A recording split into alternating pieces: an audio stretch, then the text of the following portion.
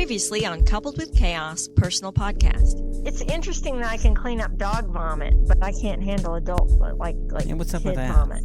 Right. It makes me vomit. I don't know. But it's never It's a really smell thing. happened. You just think it makes you vomit. No, I start gagging. It's But you really didn't bad. actually do it. You just start gagging. Guess what? We all start gagging. Yeah, but yeah, it's bad. Well, again, it's bad for everybody. I don't get a choice. I'm Kelly. And I'm Steve. And this is Coupled with Chaos. You got a call this morning. Doggy daycare. I did. How about that?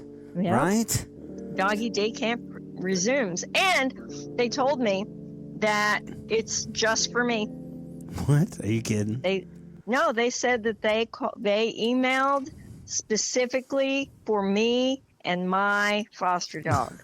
So there is, let's be on, we've talked about it probably 2 weeks running now. Mm-hmm. There is a massive distemper outbreak that's going At through both shelter locations. Really Fort Worth for dogs. I know you can't have distemper for people.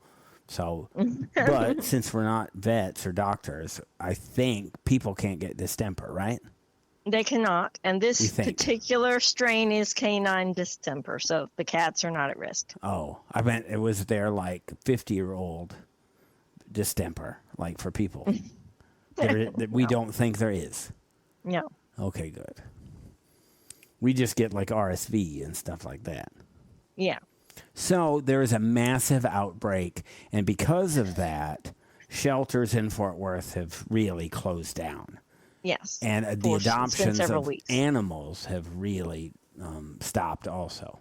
Yes, they pulled out of all adoption events, and it's unfortunate because they actually had the mega event, and it was massive. They had like a big conference center, and a bunch of shelters of different cities and organizations came together and had like this mega adoption event, and we had to pull out. It was the week before, so that was unfortunate.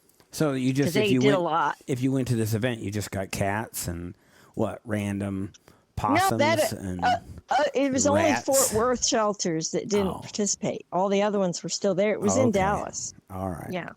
You need like a possum or something. And for the first time that I watched the coverage of the event on the news, and for the first time they changed animals each day. So it wasn't the same animals for 3 days. Each day they brought in new animals. So if you didn't find a dog you wanted the first day, you could come back the next day and get a whole new selection. So they were rotating different dogs in. So it was quite an opportunity to get a lot of dogs out there and seen. And This so is it's a place unfortunate we like weren't you allowed should to not participate. go, right? This should be Yeah. like Charlie Sheen at like the Bunny Ranch in Vegas. Yeah. You just Next thing you know, I'm buying some land Right. out in You somewhere got in Texas, and it got set. all the dogs. all of them. I have All them of them. all. I'll take all I of got them. them all. Yeah, right. I got them all. Right. We're eating beans and rice. Right. Just so you can have more dogs. 300 dogs, right. That's it. Yeah. So they've put a moratorium on adoptions, and so just as this was breaking, really just before, we brought a week foster before. into the house, and she Oh, yeah, a kind of month before. she kind of got, I don't want to say stuck here, but she got trapped in the house because it's like COVID for dogs. Yeah, because as soon as we got her healthy, I signed her up for doggy day camp. And it takes about a week to get an open spot because they have to have a dog get adopted out to have an empty kennel of the right size to accommodate a new dog to come in to doggy day camp. And so, because they have dogs that are resident dogs there who've been sent by the shelter and they're just transferred there.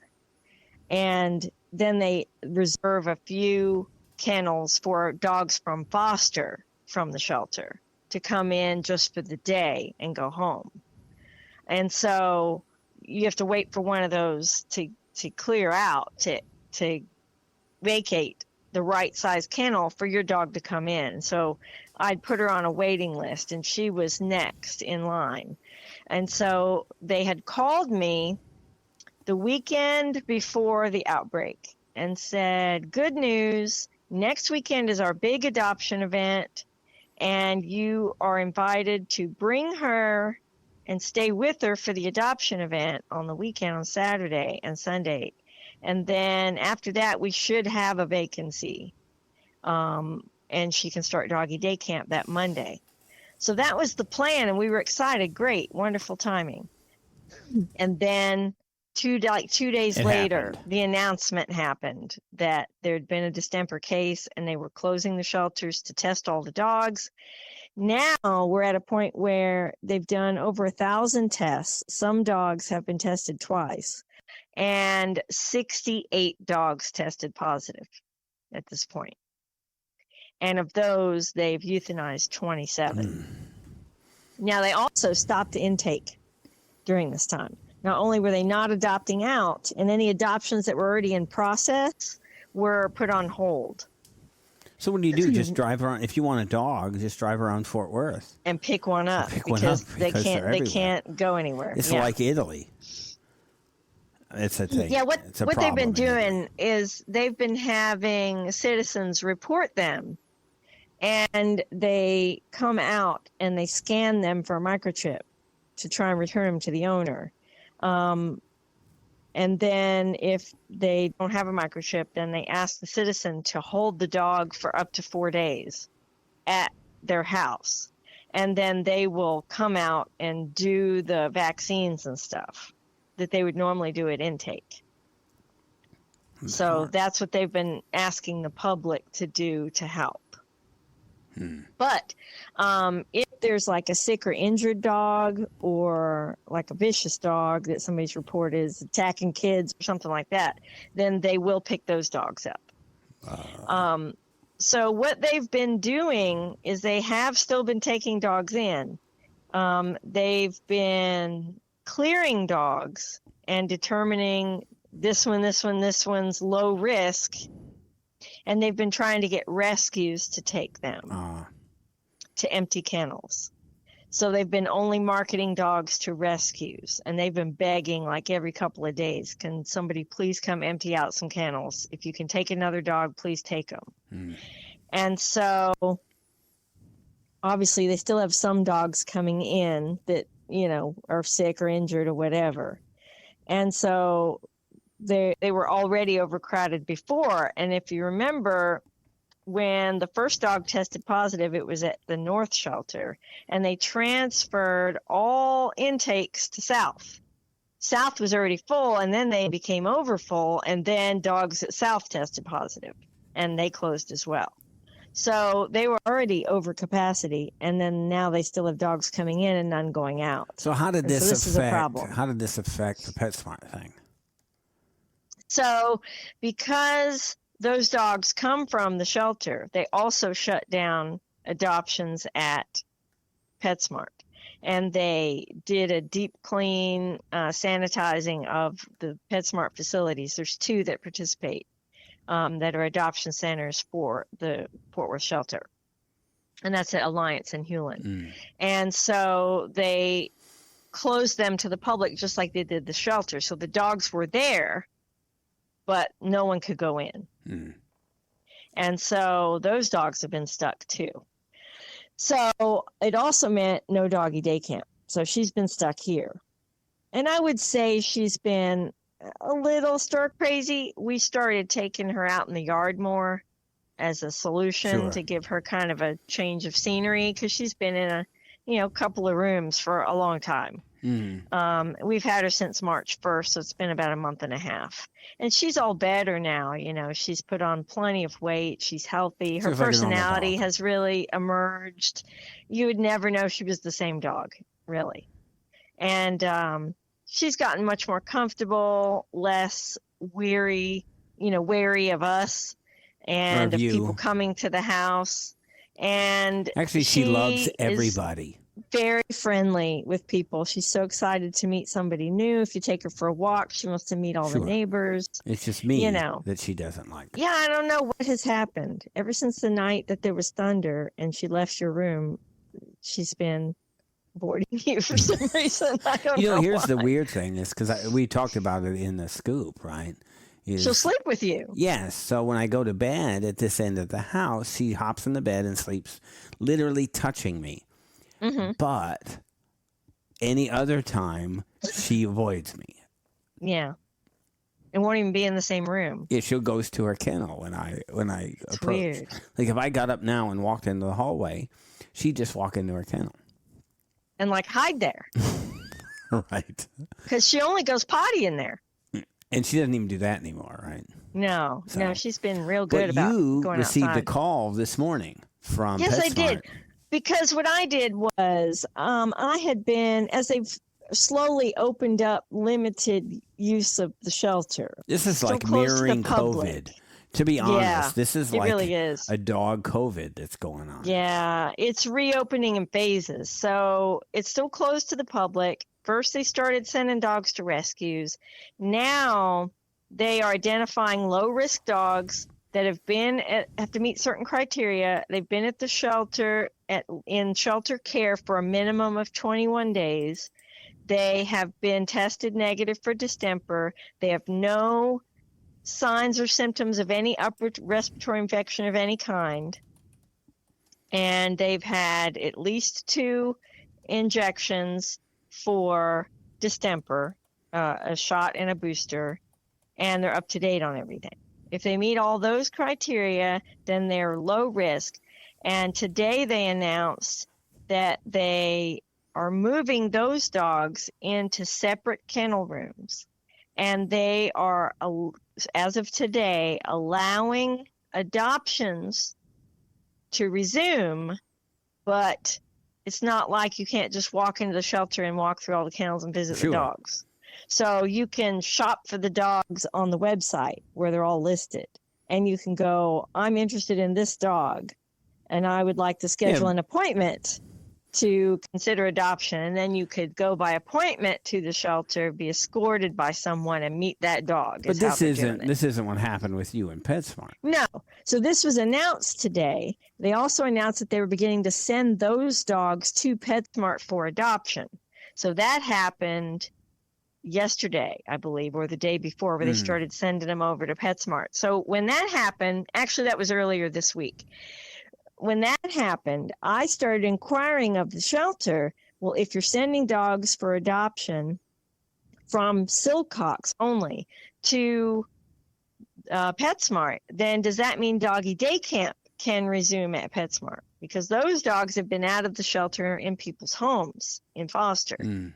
And the lady who runs the shelter said to me, I will check on your dog to see if she can get approved. And so she never got back to me. What a surprise. Well, you know. So I posted 2 or 3 other times. It's not that one lady, is it? It's been there forever. Well, it's one of them. Yeah, whatever. But not the one you're talking about. Okay. Not the old lady. Right. This is the no boss issues with lady. old ladies. No. I'm an old guy. I have tagged her a couple times. Said, hey, I hadn't heard back. Hey, Nothing. old Karen. Yeah. Karen that works at the shelter. Me being me, I was out driving around and was nearby. Just think of that lady. I'm not that this is that big of a podcast, right? But if she listened to the podcast, I guess at this point, as much as we talk about dogs, it could come up on some search thing. And think of that old lady at the shelter, and we're talking crap about her. Because she would know who you are. Right? Oh, I'm sure she knows she's cranky. She has to know. Right. So I was out driving around this week, and I thought to myself, I'm just going to stop by in person at PetSmart and talk to the nice ladies who work there, who know me. Mm-hmm. And so I went there, and I talked to them, and they were all so friendly. Hey, I haven't seen you in a while. And I go, yeah. And I said, this is what's happened, and nobody's gotten back to me. And do you guys know if we can resume? And she said, we haven't been notified yet, but we have her, your foster's information. We know about Annabelle. We have you down on the list because you were next to come. And they said, we will contact the shelter. We'll email and specifically ask if Annabelle can be cleared to come for doggy day camp. I said, okay, that would be great. And they said, we'll call you and let you know as soon as we hear it. They said, again, we love to get your foster dogs because they get adopted so fast. And I don't know what it is about your dogs. They said, I don't know if your house is just a calming place or what, but they are so calm and so nice. They get adopted so fast. I'm going to offer my suggestion as to what this is. This could be the man, right? The person that they spend their evenings with. While it has been, right, it is a thing on our life, right? It is. But they do spend their evenings and most of even their sleep time with this guy. Yeah. Am I not? And now, I'm not saying that currently I am calming for you. But at some point I was, right? I'm only here. Yeah. I think I'm only here because of the stability and, I don't know, the calming nature that I brought to you, right? Yes. Yes, definitely. This is maybe the same thing that's happening with these dogs. Maybe I have this effect on all females. Except for this one that won't be around you. But she's still calm. At no point is she not calm. Yeah. And she does rest with me. It probably has to do with my careful selection of the dog in the first place. Why are you discounting my contribution to this? This has to be about you. No, I'm just saying. And I spend all day with the dog. All right, but that's all of them. So I would say compared to maybe a lot of other fosters who either work, so they're just in a kennel all day, or that have so many fosters that they're just in kennels all the time and they rotate them in and out. Like, I think we're maybe a little unusual because I'm home all day. Sure. And then when you come home, you take over and I go take care of the other dogs and the chores and stuff. So these dogs that come here get someone's full attention around the clock. They do. Yeah. And so I think they get decompressed and comfortable maybe a little faster. Or differently. Yes. Because we do hear of people that and they're saving dogs too. There are many ways to save dogs. I think for us, is not only we're trying to save a dog, but we're trying to create a very highly adoptable dog. Yes, I think that's what that's the goal here. Yes. But you're to make each dog as adoptable as possible. To be honest, you do go through the kennel meticulously, kennels, and choose a dog, and that is, I think, early the first two, right? And I laugh about the first two. Yeah, because I didn't pick those. I didn't go through the kennel and pick those. They were transport dogs, so we just picked them off a list. And those two were something else. They were something else. They were the biggest characters for dogs that we've had. Yeah, they were. And the first one, I guess, what breed was she? She was a black-mouthed cur. Yeah. Puppy. If I had land, right? Yeah. That'd be a fun dog. Oh, that would be a fun dog. Yeah. Right? She was just incredible. A ball of energy. Yeah. The second one, Octavia, was you call her Fluffernutter, is what you call her. Fluffernutter. What was she? What was Maltese. She? Maltese, right? And she was. And her owner had passed away. Her personality was great, right? The others, then you've chosen really dogs that you would say you could adopt yourself. Yes, absolutely. And we did adopt 2 of them. That is true. So that happened. So PetSmart called today, and yes, and there's an opening. They said, we emailed specifically for you and your dog and got approval. So you can bring her anytime. And so I said, okay, I'll see you shortly. So we were about to sit down to breakfast. So we ate, and then I put the food away and put her leash on, and off we went. Yeah. So she spent the day there. She did not want to get in the van. I had to put her in. She did not want to get out of the van. When we got there, I had to carry her out. And same thing when we left. She made a beeline for the door. to leave. Yeah, I think maybe the van is, it's an issue for her. Whether it's the in and the out, she's just uncomfortable about it. She's very nervous about the entry and exit of the van for some reason. Well, we had a dog injured that way. Yeah, we did. Well, that was related to a shot in the leg, but yes. Yeah. But so it's an odd transition, something they're not used to. So she spent the day there. Didn't get adopted today, but so every day now you'll be taking her back and forth. Yeah, and they did say that she did have a meet and greet with a customer, and that they were very interested in her, but they're moving to North Carolina in 2 weeks, and that if she's still there, they wanted to wait until right before they leave to adopt a dog. And so they said if she's still there, they'll be interested in getting her in a couple weeks. Not that we get a choice in the selection process, but for us, we go, nope, you're not the one. Yeah, no. I want a family that wants her because she's who she is. Yes. I don't know. Yes. And on my way out, as I'm being told this information, an employee hears and meets her, and just an employee in the store. And she meets her and was so friendly with her, really loved her, asked a lot of questions. I told her all about her. Annabelle loved her, was jumping on her and kissing her and wagging her tail, was very happy to meet her. And she said, I have a dog, and he's a boy, and he had a brother, and his brother died, and he's been very sad and needs a companion. And I was thinking about getting a girl dog. And I said, well, she loves dogs. She's very dog friendly, but she doesn't like cats. And she said, well, that's no problem. I don't have any cats.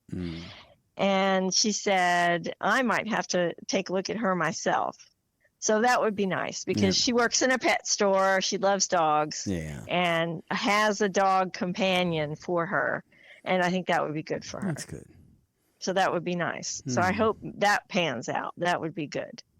And then I might get to see her and know about her in the future. Be better, right? That would be better. I think that's the sad thing about when the dogs go is then they're gone. You don't know. We got a video of our first transport dog, and I think that was one of the most exciting things that we've seen because we got really a chance to see her run and be free out in a huge open land and run in the mud and just be a dog, and that was great. And she had a big elevated dog bed in the window that she could look out, and it was a small little house, but they had massive yard and big 10 mud acres. puddles and so 10 acres of land, and for New those Hampshire. of you who are subscribers, right, and you're on our Facebook page, the video we have of her just tearing through the house. Oh, crazy. And at that point, we really weren't at a point where we thought about putting them in the backyard and letting them kind of transition into some more free time. I would take them out on a leash in the front yard,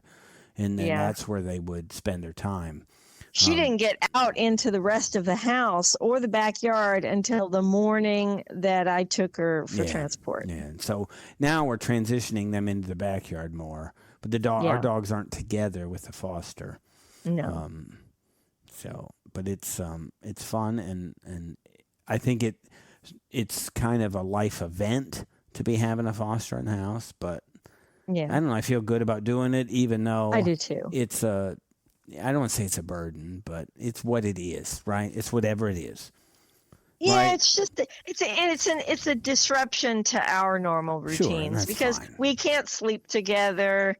We're functioning on opposite ends of the house, so there's no date nights. Like we're not getting the time together that we would normally have. We're kind of living like single people on opposite ends of the house. Right, and as we'll talk about that and more when we come back.